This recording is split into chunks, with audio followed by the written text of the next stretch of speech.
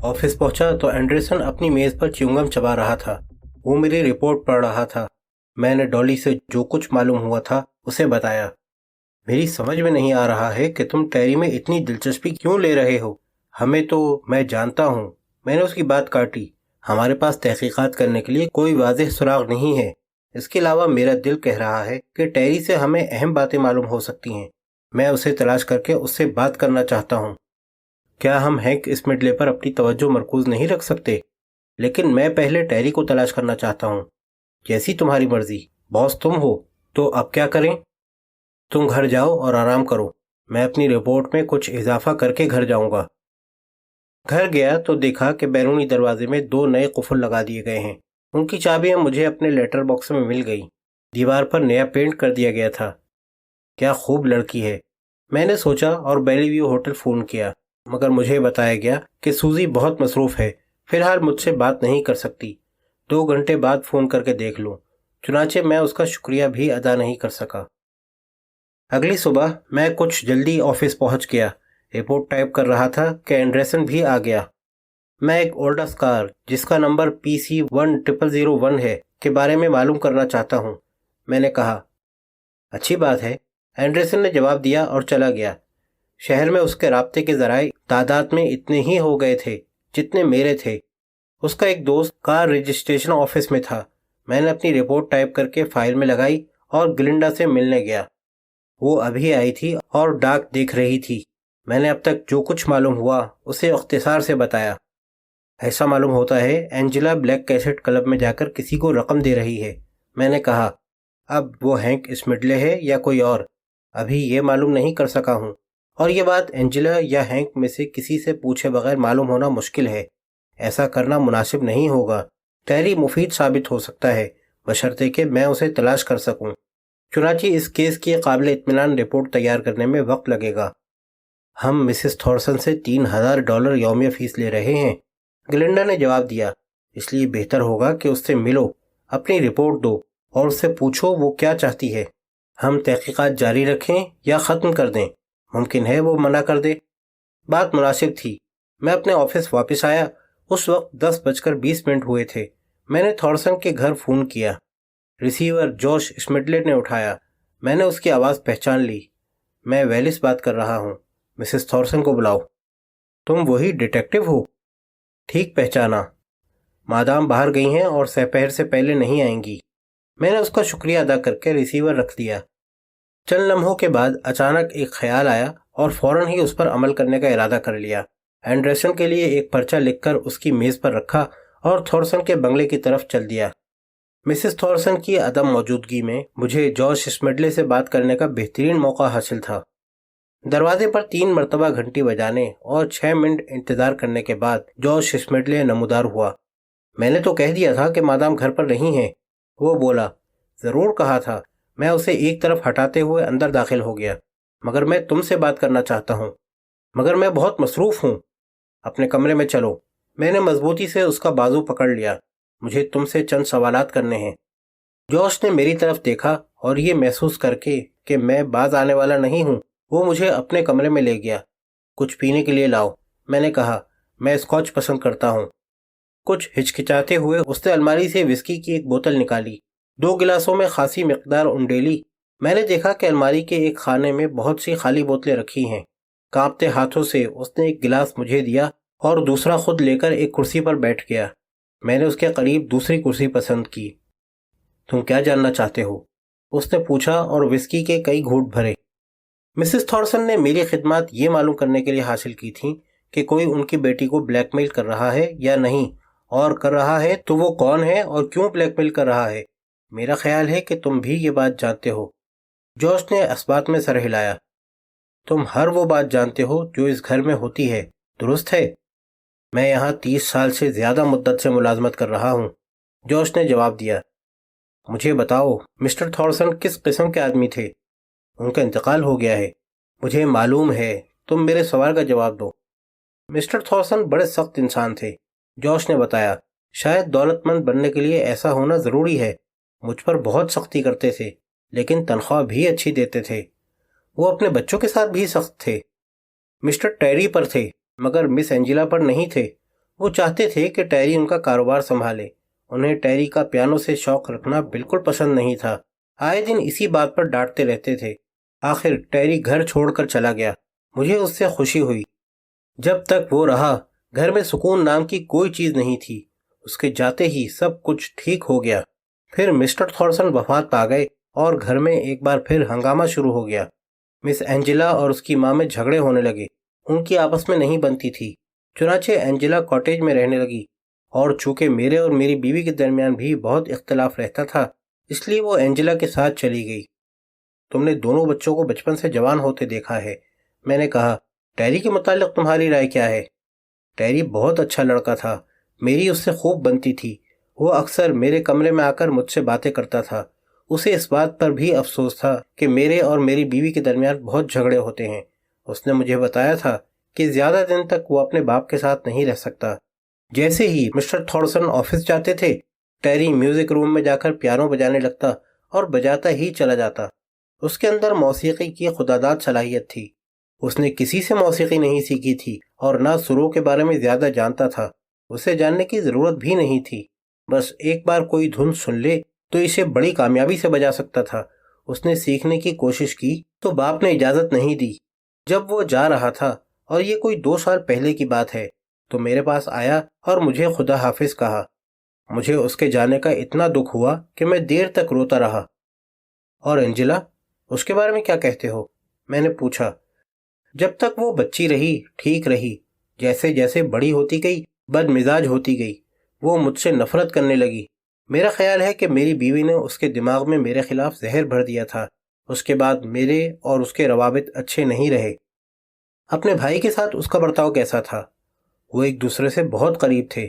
Terry گھر سے گیا تو اینجلا مرجھا کر رہ گئی، جیسے اس کی زندگی سے ساری خوشیاں چلی گئی ہوں۔ پھر جب مسٹر تھارسن کا انتقال ہوا تو وہ کاٹیج منتقل ہو گئی۔ میری بیوی اس کے ساتھ چلی گئی۔ تب سے میں نے اسے پھر نہیں دیکھا۔ مسٹر تھارسن کی موت اچانک ہوئی تھی؟ ہاں، مگر غیر متوقع نہیں تھی۔ کیا مطلب؟ وہ بہت سخت کوش زندگی بسر کرتے تھے، ہر وقت کام اور غصہ۔ یہ ان کے کمزور دل کے لیے مناسب نہیں تھا۔ ان کے ڈاکٹر نے کئی مرتبہ خبردار کیا، مگر وہ اپنی منمانی کرنے کے عادی تھے۔ اس عادت سے تو تمہیں بھی مشکل پیش آتی ہوگی؟ نہیں، میں ان کے مزاج سے واقف تھا، برسوں سے انہیں دیکھتا چلا آ رہا تھا، لیکن کچھ لوگ انہیں پریشان کر دیتے تھے۔ تو کیا وہ ان سے جھگڑا کرتے تھے؟ نہیں، جھگڑتے نہیں تھے، کیونکہ ان سے ان کا کاروباری تعلق تھا۔ وہ مالی معاملات میں بہت ہوشیار تھے اور لوگوں کی دولت سے سرمایہ کاری کرتے تھے، لیکن کبھی نہ کبھی ان پر غصہ تو ہوتے ہوں گے۔ غصہ وہ سب پر کرتے تھے، ان پر، مجھ پر، یہاں تک کہ اینجلا پر بھی۔ ہاں، لیکن ایسا صرف ایک بار ہوا تھا۔ یہ کب ہوا؟ اس دن جوش نے گلاس کی باقی وسکی حلق میں انڈیل لی۔ تم نے انہیں جھگڑتے سنا تھا؟ سب کچھ تو نہیں سنا تھا، جھگڑنے کی آوازیں آ رہی تھیں، الفاظ سمجھ میں نہیں آ رہے تھے، مگر میں نے اینجلا کو ٹیری کا نام لیتے ضرور سنا تھا۔ اس کے بعد وہ کمرے سے باہر نکل گئی۔ کیا تم نے کورونر کو یہ بات بتائی تھی؟ اس نے پوچھا ہی نہیں۔ اس کے علاوہ وہ جھگڑا خاندانی معاملہ تھا۔ مجھے ٹیری کی تلاش ہے، کیا تم بتا سکتے ہو کہ وہ کہاں ہے؟ کاش مجھے معلوم ہوتا، میں خود اس سے ملنا چاہتا ہوں، مگر جب سے وہ گیا ہے اس کے بارے میں کوئی خبر نہیں سنی۔ میں تمہیں بتاتا ہوں کہ میرا اس سے ملنا کیوں ضروری ہے۔ ایک بوڑھی خاتون نے اس کے لیے $1,00,000 چھوڑے ہیں۔ اس خاتون کا نام مسز اینگس تھا، اسے کسی نے قتل کر دیا۔ یہ رقم جب تک ٹیری کو نہیں مل سکتی، جب تک میں اسے تلاش نہ کر لوں۔ ذرا تصور کرو، $1,00,000۔ اسے قتل کیا گیا تھا؟ جوش نے پوچھا۔ قاتل کو معلوم ہو گیا ہوگا کہ وہ اپنی دولت گھر میں چھپائے رکھتی ہے۔ وہ بیکرز بلڈنگ میں رہتی تھی، ٹیری بھی وہیں رہتا تھا۔ قاتل کو اسی دولت کی تلاش تھی، مگر حسن اتفاق سے مسز اینگس ساری رقم 4 دن قبل بینک میں جمع کرا چکی تھی۔ وہ اب بھی بینک میں ہے، اس انتظار میں کہ ٹیری کب اسے طلب کرتا ہے۔ مجھے کچھ معلوم نہیں مسٹر ویلس کہ ٹیری کہاں ہے۔ میں اٹھ کر دروازے کی طرف چلا۔ ایک بات اور، میں نے رک کر کہا، تمہارا ایک بیٹا ہے، ہینک، جو بلیک کیسٹ کلب کا مالک ہے نا؟ درست ہے، جوش نے نظریں نیچی کرتے ہوئے ہلکی آواز میں کہا۔ جب میں پہلی مرتبہ یہاں آیا تھا اور مسز تھارسن نے میری خدمات حاصل کی تھیں تو تم نے اپنے بیٹے کو فون کر کے میرے بارے میں بتا دیا۔ یہ سچ ہے نا؟ جوش خاموش بیٹھا رہا۔ میں نے ایک بار پھر ذرا سخت لہجے میں اپنا سوال دہرایا۔ میں ہر روز فون پر اپنے بیٹے سے بات کرتا ہوں، جوش بڑبڑایا۔ اور تم نے اسے میرے بارے میں بتا دیا؟ میرے بیٹے کو ان باتوں سے دلچسپی ہے جو یہاں ہوتی ہیں۔ کچھ دیر کے بعد وہ بولا، اوکے جوش، میں نے کہا۔ اب مزید گفتگو سے کوئی فائدہ نہیں تھا۔ میں جو کچھ جاننا چاہتا تھا معلوم کر چکا تھا۔ جوش نے ہینک کو بتا دیا تھا کہ مجھے اینجلا کے بارے میں تحقیقات کے لیے مقرر کیا گیا ہے، اور ہینک نے فوراً مجھے دھمکانا ضروری سمجھا۔ میں کمرے سے نکلا تو جوش خیالات میں کھویا ہوا تھا۔ اسے میرے جانے کا احساس بھی نہیں ہوا ہوگا۔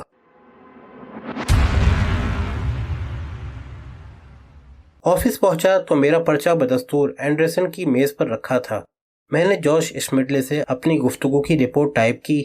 فارغ ہوا تو 1:15 ہو رہے تھے اور مجھے بھوک لگ رہی تھی۔ میں نے رپورٹ تھارسن کی فائل میں لگائی۔ اسی وقت اینڈرسن آ گیا۔ اس کے چہرے سے لگ رہا تھا کہ وہ بہت سی خبریں لے کر آیا ہے۔ آؤ پہلے کھانا کھا لیں، میں نے کہا۔ ٹھیک ہے، اینڈرسن بولا۔ اس وقت مجھے اتنی بھوک لگی ہے کہ ایک ہاتھ ہی نوش جان کر سکتا ہوں۔ ہم ایک قریبی ریسٹورنٹ میں گئے، کھانے کا آرڈر دیا۔ کھانا آیا تو بغیر کوئی بات کیے شروع ہو گئے۔ جب آدھے سے زیادہ کھانا پیٹ میں اتر گیا تو میں نے پوچھا، کیا خبریں ہیں؟ وہ اولڈس کار اب ہینک کے نام رجسٹرڈ ہے۔ 3 ماہ پہلے اس نے اپنے نام ٹرانسفر کرائی ہے۔ یہ خبر کیسی ہے؟ پسند آئی، میں نے نوالا چباتے ہوئے جواب دیا۔ آگے چلو۔ میں نے ہینک کا پتہ معلوم کر لیا ہے۔ وہ نمبر 56 سی گروو روڈ سی کومب میں رہتا ہے۔ میں نے جا کر دیکھا ہے، اس کا کمرہ ٹاپ فلور پر ہے۔ بلڈنگ اچھی اور اسٹائلش ہے۔ اس کے بعد میں پولیس ہیڈ کوارٹر گیا اور ٹام لیپسکی سے بات کی۔ اسے بتایا کہ ہم لوگ ہینک اسمڈلے میں دلچسپی رکھتے ہیں۔ وہ فارغ تھا، باتیں کرنے لگا۔ ہینک کی فائل نکالی۔ اس کے مطابق پولیس ہینک کے بارے میں بہت کچھ جانتی ہے۔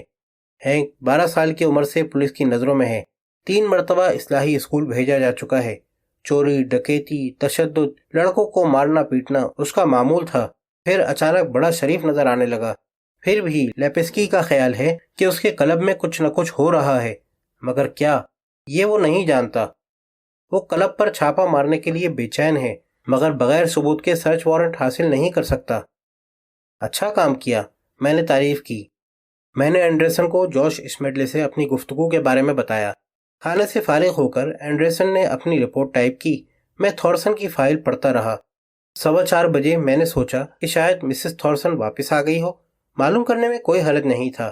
میں اس کے بنگلے پر پہنچ گیا۔ بارش رک گئی تھی، دھوپ نکل آئی تھی، قسمت ساتھ تھی۔ کار سے اتر کر آگے بڑھا تو مسز تھارسن کو باغ میں ایک درخت کے نیچے چائے پیتے دیکھا۔ میں قریب گیا تو اس نے سرد نگاہ سے مجھے دیکھا۔ میرا خیال ہے مسٹر ویلس کہ میں نے تم سے کہا تھا کہ آنے سے پہلے فون کر لیا کرو، وہ بولی۔ کیا تھا، مگر آپ باہر تھیں اس لیے چلا آیا، میں نے جواب دیا اور ایک کرسی پر بیٹھ گیا۔ مجھ سے کہا گیا کہ میں اب تک کی تحقیقات سے آپ کو آگاہ کروں اور پوچھوں کہ آپ اسے مزید جاری رکھنا چاہتی ہیں یا نہیں۔ کیسی تحقیقات؟ آپ نے مجھ سے یہ معلوم کرنے کے لیے کہا تھا کہ اینجلا کو بلیک میل کیا جا رہا ہے یا نہیں، میں نے جواب دیا، اور اگر کیا جا رہا ہے تو کون کر رہا ہے اور وہ کس سلسلے میں بلیک میل کی جا رہی ہے۔ میں نے اینجلا کو بینک سے کیش نکالتے دیکھا، اس کا تعاقب کیا۔ وہ ساحل سمندر پر واقع ایک کلب بلیک کیسٹ میں گئی۔ یہ کلب صرف سیاہ فام لوگوں کے لیے ہے۔ وہ وہاں 10 منٹ تک رہی اور جب واپس آئی تو رقم کا بریف کیس اس کے پاس نہیں تھا۔ مسز تھارسن اس طرح ساکت بیٹھی ہوئی تھی جیسے پتھر کی بن گئی ہو۔ تمہارا کہنا ہے کہ اینجلا اس سیاہ فام لوگوں کے کلب میں گئی تھی؟ اس نے پوچھا۔ بظاہر معلوم ہوتا ہے کہ وہ کلب میں کسی کو بلیک میلنگ کی رقم ادا کرنے گئی تھی، میں نے جواب دیا، لیکن اس کا یہ مطلب نہیں کہ وہ سیاہ فام لوگوں سے تعلقات رکھتی ہے۔ تب اس کا کیا مطلب ہے؟ ممکن ہے وہ سیاہ فام لوگوں کے کسی فلاحی فنڈ میں مدد دے رہی ہو۔ میں یقین سے کچھ نہیں کہہ سکتا، البتہ میں یہ ضرور جانتا ہوں کہ اس کلب کا مالک ہینک اسمڈلے ہے، یعنی آپ کے بٹلر کا بیٹا۔ وہ ایک بار پھر جیسے پتھر بن گئی۔ مجھے اس کی تعریف کرنی پڑے گی۔ میں دیکھ رہا تھا کہ اسے میری باتوں سے گہرا شوق لگا ہے، لیکن وہ بڑے کمال سے ضبط کر رہی تھی۔ ہینک اسمڈلے، اس نے آہستہ سے دہرایا۔ ہاں، مجھے یاد آ گیا، وہ کبھی ہمارے باغ میں کام کرتا تھا۔ پھر میں نے دیکھا کہ میری بیٹی اس پر ضرورت سے زیادہ مہربان ہو رہی ہے۔ یہ اینجلا کے سن بلوغت میں قدم رکھنے کا زمانہ تھا۔ وہ احمقانہ حرکتیں کرنا پسند کرتی تھی۔ ہینک اس سے 10 سال بڑا تھا اور ہر طرح اس کی حوصلہ افزائی کرتا تھا، اسے اکساتا تھا۔ میں نے اپنے شوہر سے شکایت کی اور انہوں نے ہینک کو نکال دیا۔ مسز تھارسن نے گہری سانس لی۔ ایسا معلوم ہوتا ہے کہ وہ اب بھی اس سے ملا کرتی ہے اور رقم بھی دیتی ہے۔ یہ کتنی خطرناک بات ہے۔ معلوم تو ایسا ہی ہوتا ہے، مگر ممکن ہے یہ بات نہ ہو۔ میں اس بارے میں اپنے بٹلر سے بات کروں گی۔ بہتر ہوگا کہ پہلے آپ اینجلا سے بات کریں۔ اینجلا سے؟ مسز تھارسن کے چہرے پر ایک تلخ مسکراہٹ ابھری۔ وہ مجھے کچھ نہیں بتائے گی۔ مجھے یقین ہے کہ وہ مجھ سے نفرت کرتی ہے۔ کئی پیچیدگیاں ہیں مسز تھارسن، میں نے کہا۔ اگر آپ چاہتی ہیں کہ میں مزید تحقیقات کروں تو آپ کہہ دیں۔ آپ کی مرضی ہوگی تو تحقیقات جاری رہیں گی، ورنہ بند کر دی جائیں گی۔ کیسی پیچیدگیاں؟ مسز تھارسن نے پوچھا۔ اس موقع پر میں ٹیری کا ذکر نہیں کرنا چاہتا تھا۔ ہینک بہت خطرناک آدمی ہے، میں نے جواب دیا۔ میں معلوم کرنا چاہتا ہوں کہ اس کے کلب میں کیا کچھ ہوتا ہے۔ پولیس نے بھی کوشش کی تھی مگر ناکام رہی۔ اگر مجھے کلب میں غیر قانونی طور پر ہونے والی سرگرمیوں کے بارے میں ٹھوس ثبوت مل گیا تو میں ہینک کو جیل کی سلاخوں کے پیچھے دیکھنا پسند کروں گا، لیکن یہ سب کچھ آپ پر منحصر ہے۔ مجھے اس سے زیادہ خوشی کسی اور بات سے نہیں ہوگی۔ مسز تھارسن کے لہجے میں بڑی سنگ دلی تھی کہ اس بدمعاش کو اپنے کیے کی سزا ملے اور وہ قید کر دیا جائے۔ ٹھیک ہے، مجھے پرواہ نہیں کہ اس پر کتنی رقم خرچ ہوتی ہے۔ تم اپنی تحقیقات جاری رکھو۔ میں یہی کروں گا مسز تھارسن، مگر ایک شرط پر، میں نے کھڑے ہوتے ہوئے کہا، کہ آپ اس بارے میں اپنے بٹلر یا اپنی بیٹی سے کوئی بات نہ کریں۔ میں اس بدمعاش کو قرار واقعی سزا دلانے کا کام تم پر چھوڑتی ہوں۔ مسز تھارسن نے جیسے دانت پیستے ہوئے کہا، اب یہ تمہاری ذمہ داری ہے کہ وہ بچنے نہ پائے۔ ان الفاظ کے بعد میں وہاں سے رخصت ہو گیا۔